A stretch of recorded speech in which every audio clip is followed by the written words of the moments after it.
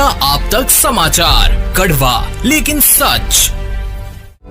रतनलाल सी Bafna jewellers, जहां विश्वास ही परंपरा है। नमस्कार, मैं हूं आनंद शर्मा और आप देख रहे हैं इंडिया आप तक समाचार। अगर आपने अभी तक हमारे चैनल को सब्सक्राइब नहीं किया तो हमारे चैनल को सब्सक्राइब कर लीजिए, बेल आइकन के बटन को दबाइए ताकि नोटिफिकेशंस आपको मिलती रहे। महाराष्ट्र में ग्राम पंचायत के चुनावों में भाजपा को बहुत अच्छी जीत प्राप्त हुई है, लेकिन महाविकास आघाड़ी जो है वो भी कहीं ना कहीं लगातार टक्कर देती नजर आ रही थी।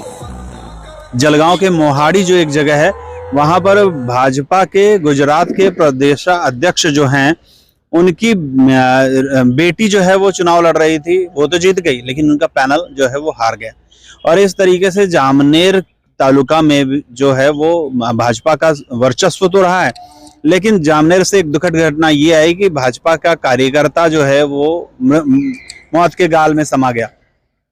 मौत का कारण तो सूत्रों की मिली जानकारी के अनुसार ये बताया जा रहा है कि हार्ट अटैक से उसकी मौत हुई है। लेकिन वहां पर जो लोग जीत कर आए थे वो भी भाजपा के थे, जो लोग हारे वो भी भाजपा के थे। जीत कर आने वाले जो लोग थे वो लोग अपने सभी दोस्तों यारों के साथ मंदिर में दर्शन के लिए गए थे, ऐसा बताया जाता है। और उस जगह पर जो हार गई थी पार्टी, जो दल हार गया था, वो भी भाजपा का ही था। उन लोगों ने पथराव वगैरह कर दिया जिसमें उसकी मौत हो गई, ऐसा ही बताया जा रहा है। अब अगर हार्ट अटैक से भी मौत हुई होगी तो हो सकता है पथराव में जो डर पैदा हुआ था शायद उसकी वजह से हार्ट फेल हो गया होगा।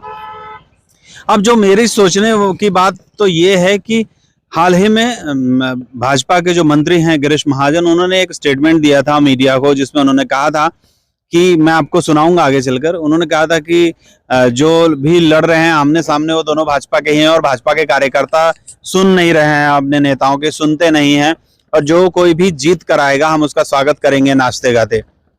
इसका मतलब क्या हुआ? लोग कहते हैं कि भाजपा के जो नेता हैं गिरीश महाजन, क्या वो उकसा रहे थे लोगों को इस तरीके से लड़ने के लिए? अनेक ठिकाणी माझ्या मतदारसंघात तर 12 पैकी 11 ठिकाणी आपसातच लढत आहेत, आपसामध्येच लढत आहेत. म्हणजे अर्धे कार्यकर्ते इकडे लढतात भाजपचे, अर्धे भाजपचे कार्यकर्ते समोर कोणी पक्ष शिल्लक राहिला नाही आमच्याकडे. तर अशा ठिकाणी अनेक ठिकाणी मैत्रीपूर्ण लढती त्या ठिकाणी आहेत. तुमची भूमिका काय असणार आहे? पण आमची भूमिका त्या ठिकाणी अतिशय न्यूट्रल आहे, अतिशय न्यूट्रल आहे. मी त्याला सांगितलं निवडणुकीचा निकाल लागल्यावर मग वाजत गाजत जे जिंकतील ते आमच्याकडे या, एवढंच मी त्यांना सांगितलेलं आहे. भाजपा के कार्यकर्ता जो है वो अपने नेताओं की बात नहीं मानते हैं, ये तो समझ में आने जैसी बात नहीं है।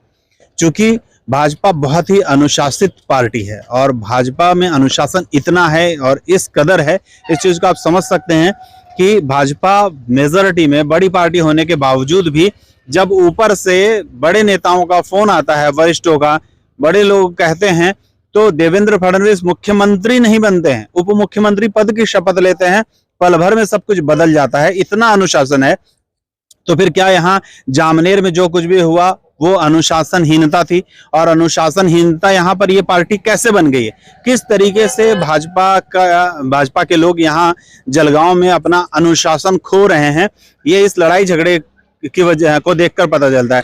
क्या इसको इस नजरिए से देखा जाए कि भाजपा के वरिष्ठ नेता जो हैं वो इस तरह से अपने ही लोगों को आक्रोशित कर रहे हैं, अपने ही लोगों को उकसा रहे हैं कि तुम लोग कुछ भी करो, जो भी जीत कर आएगा उसका हम स्वागत करेंगे?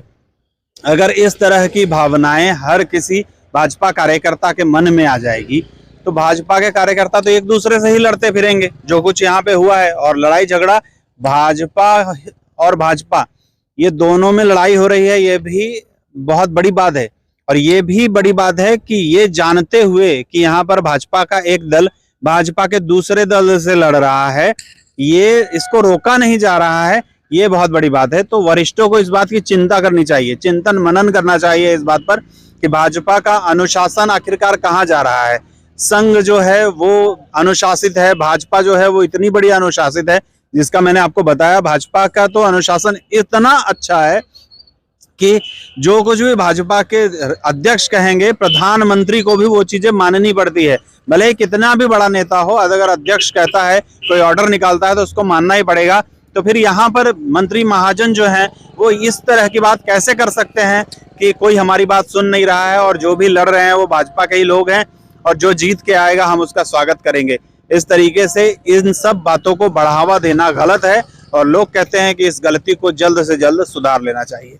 यही जळगावची नवी ओळख वस्त्रनगरी. घटस्थापनेपासून नवीन वास्तू. सुरेश कलेक्शन्स अँड क्रिएशन 80 फुटी कांदळदा रिंग रोड, राधाकृष्ण नगर चौक, छत्रपती शिवाजी नगर, जळगाव. सौंदर्य विश्वाची 73 वर्षांची परंपरा. Suresh collections and creation, Jalgaon.